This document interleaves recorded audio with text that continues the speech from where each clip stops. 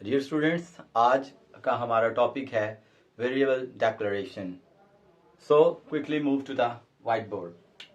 Variable declaration is a process of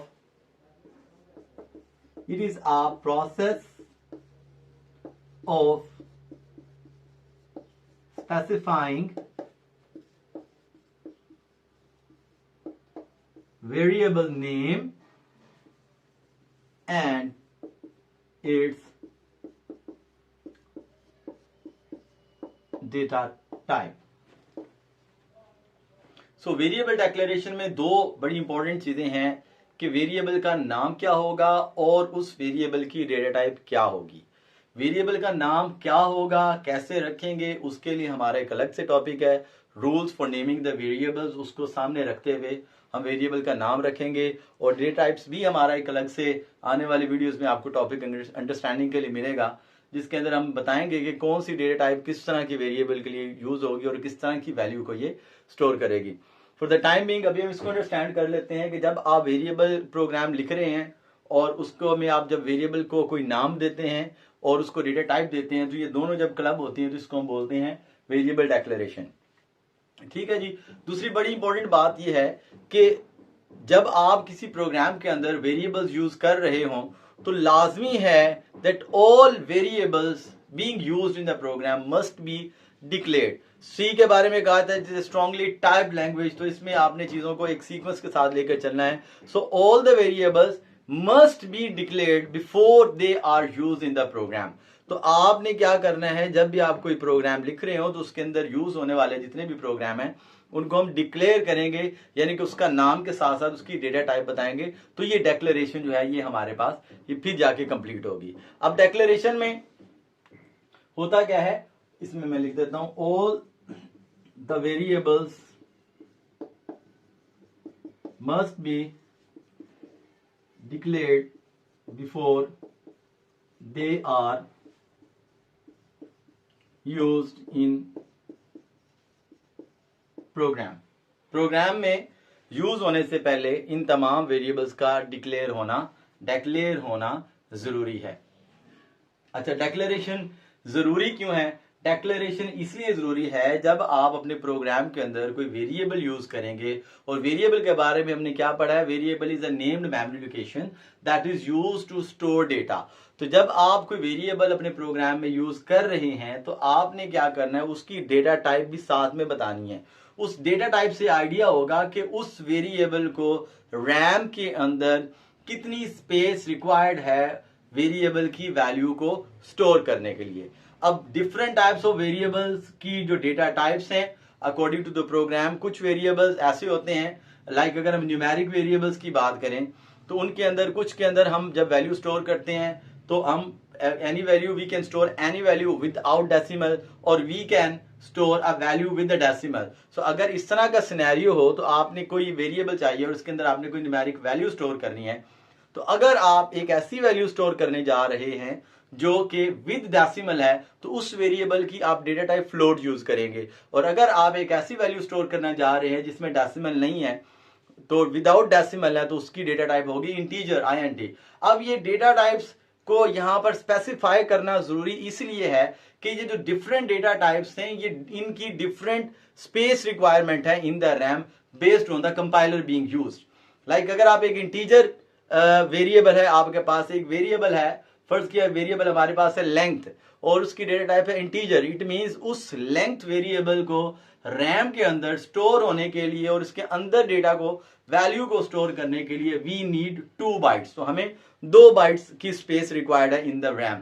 और अगर वो हमारा वेरिएबल लेट्स सपोज लेंथ के अंदर आप कोई वैल्यू स्टोर करना चाहते हैं 5.5, that is the value with a decimal, तो इस वेरिएबल लेंथ की जो डेटा टाइप होगी वो होगी float, and float requires 4 byte in the memory to store that particular data. तो इसलिए ये जरूरी है कि हम वेरिएबल का नाम रखने के साथ साथ उसकी डेटा टाइप भी बताएं, क्योंकि उस वेरिएबल को हमने यूज करना है to store the value and their computational results. तो एक तो ये कॉन्सेप्ट हमें पता चला कि डिक्लेरेशन के अंदर डेटा टाइप की इंपॉर्टेंस क्या है। अब हम इसका सिंटेक्स डिस्कस कर लेते हैं कि अगर हम वेरिएबल को डिक्लेयर कर रहे हैं तो सी लैंग्वेज में उसका सिंटेक्स क्या है, what is the syntax for declaration of the variable. तो सिंटेक्स इज वेरी सिंपल।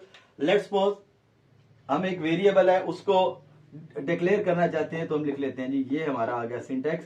तो इसमें दो चीजें होगी, फर्स्ट ऑफ ऑल आप लिखेंगे डेटा टाइप, स्पेस देंगे और उसके बाद वेरिएबल का नाम। दो चीजें हैं, डेटा टाइप स्पेस वेरिएबल का नाम and semicolon, because it is a C statement. All C statements in C language are terminated with a terminated sign, जिसको हम सेमीकोलन भी बोलते हैं। तो अब थोड़ा सा हम डिस्कस कर लेते हैं कि ये जो हमारे पास सिंटेक्स है, तो इस सिंटेक्स की फर्दर इलैबोरेशन में चलते हैं।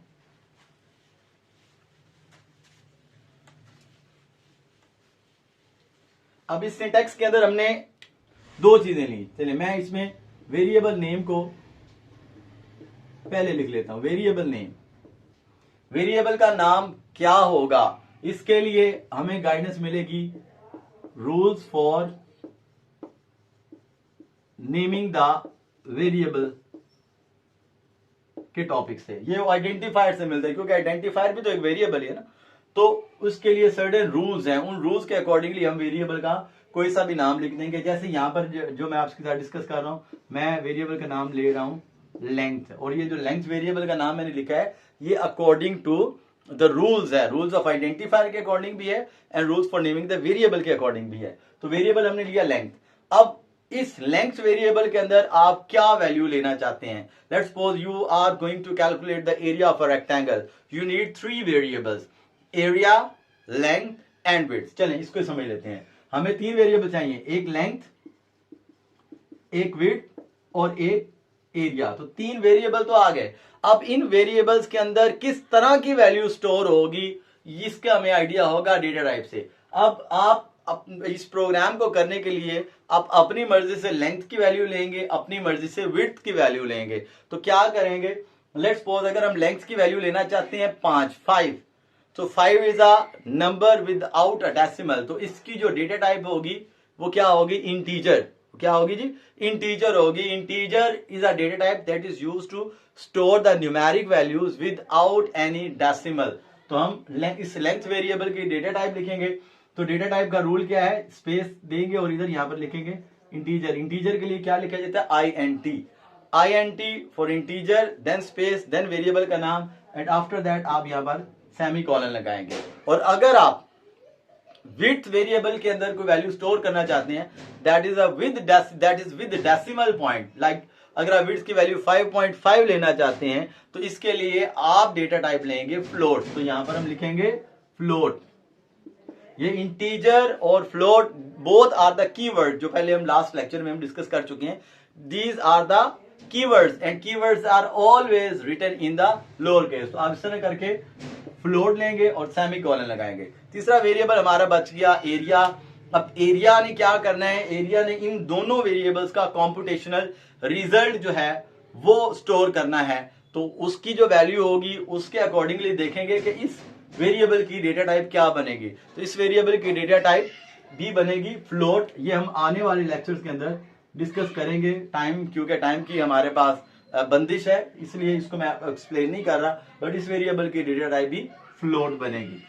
तो इस तरह से हम अपने वेरिएबल्स क्या सिंटेक्स हमने डिस्कस किया कि वेरिएबल्स क्या होंगे, उनकी डेटा टाइप क्या होगी और किस वेरिएबल को कौन सी डेटा टाइप असाइन करनी है, इसको कैसे डिटरमिन किया जाएगा। आगे बढ़ते हैं और सीखते हैं कि अगर हमारे पास, जैसे यहां पर मैंने 3 वेरिएबल्स लिए, अगर हमारे पास एक प्रोग्राम के अंदर एक से ज्यादा वेरिएबल हो। पहला क्वेश्चन, तो एक प्रोग्राम में कितने वेरिएबल हो सकते हैं, कोई बंदिश नहीं है। एक प्रोग्राम के अंदर जितने चाहे उतने वेरिएबल हो सकते हैं, depending upon the requirements of the program. Program की रिक्वायरमेंट्स के अकॉर्डिंगली जितने चाहे उतने वेरिएबल्स आपके हो सकते हैं। सो अगर आपके प्रोग्राम के अंदर कुछ वेरिएबल्स हों जिनके अंदर आपने सेम तरह की डेटा टाइप का डेटा लेना है, सेम तरह की वैल्यू स्टोर करनी, न्यूमेरिक वैल्यूज विद डेसिमल या विदाउट डेसिमल, तो वो तमाम variable having the same data type they can be declared in a single C statement। तो उसको आप एक ही स्टेटमेंट के अंदर स्टोर कर सकते हैं। तो वो कैसे करेंगे सीखते हैं।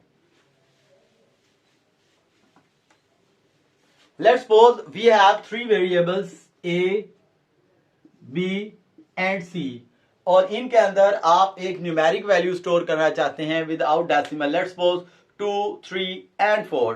तो इसका मतलब है कि इनकी डेटा टाइप क्या होनी चाहिए, तीनों की डेटा टाइप होनी चाहिए इंटीजर INT. अब A भी इंटीजर है, B भी इंटीजर है और C भी इंटीजर है. तो इस सूरत में आप क्या कर सकते हैं, because all these three variables have the same data type, so you can declare them in a single C statement. तो आप इनको कैसे डिक्लेयर कर सकते हैं, इधर लिखेंगे डेटा टाइप INT इंटीजर के लिए, स्पेस पहला वेरिएबल कॉमा, दूसरा वेरिएबल कॉमा, तीसरा variable comma and then semicolon. तो आप एक लाइन के अंदर, एक स्टेटमेंट के अंदर you can declare as many variables as required in the program according with the same data type. तो यहां पर 3 है, 4, 5, 6 जितने मर्जी आप कर सकते हैं. तो ये हमारा डियर स्टूडेंट आज का टॉपिक था वेरिएबल डिक्लेरेशन. इसमें मैंने कोशिश की कि आपके साथ जो इंपॉर्टेंट कॉन्सेप्ट्स हैं उनको डिटेल के साथ एक्सप्लेन करूं. अगर इसके बावजूद आपको कोई और क्वेश्चन आप पूछना चाहते हैं इस टॉपिक से रिलेटेड, तो हमारी वीडियो में कमेंट बॉक्स में जाकर अपने क्यूरीज पोस्ट करें. इंशाल्लाह आपकी क्यूरीज को रिजॉल्व किया जाएगा और आपकी जो क्यूरीज होंगी उनको इसी तरह एक्सप्लेन किया जाएगा. हम इंशाल्लाह अपनी नेक्स्ट वीडियो के अंदर इस टॉपिक से मिलता हुआ टॉपिक वेरिएबल इनिशियलाइजेशन डिस्कस करेंगे. So stay tuned with us and be on this page. अगर आपको हमारी वीडियोस अच्छी लग रही हैं, लर्निंग प्रोसेस में बेहतरी फील कर रहे हैं, तो हमारे इस चैनल को सब्सक्राइब करें, वीडियोस को लाइक करें और अपने कमेंट्स के साथ हमारी रहनुमाई करें ताकि हम अपने इस वीडियो मेकिंग और लर्निंग प्रोसेस को मजीद बेहतर कर सकें. आपकी मौजूदगी का बहुत ज़्यादा शुक्रिया. अल्लाह हाफिज़.